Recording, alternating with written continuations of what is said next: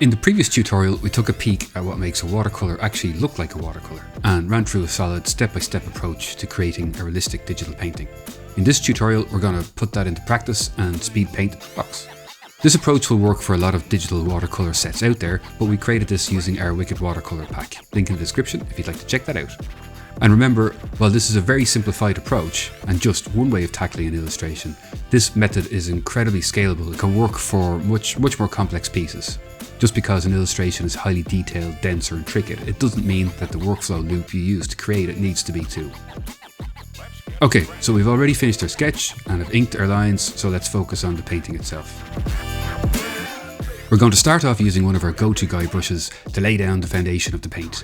The brush is pretty responsive. With a single stroke, by varying our pencil pressure, we're able to get hard, wet edges, soften them slightly by painting over them without lifting up the pencil, or even create more aggressive, soft smudging.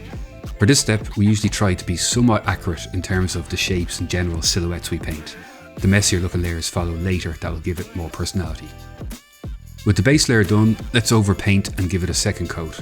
This layers up the paint, but it also lets us subtly add dimension and depth. It's almost akin to adding shadows, but it's more subtle than that. You can easily use the same brush, same colour, but switching to something with a different texture can also layer up nicely too. Next, we'll use a smudge brush to blend some areas to make things a little less perfect and less digital looking. And occasionally we'll use one of our soft or hard edge razors to tidy things up a little bit as we go.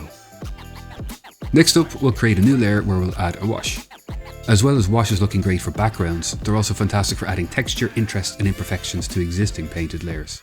The more accurate shapes of the harder edged brushes below mixes well with the messier wash brushes to give the best of both worlds, amounting to what's effectively controlled imperfection.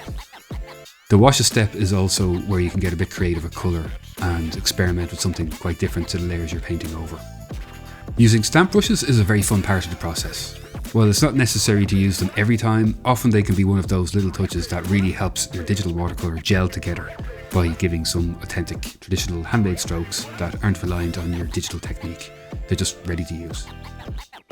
Experiment with these. A bit of trial and error. Try different ones, change the colour, change the size, rotation, see where they fit in. We're nearly done now, so these last couple of steps are just the final finishing touches. We'll create a new layer and use our Salt Effects brush to add a few sprinkles.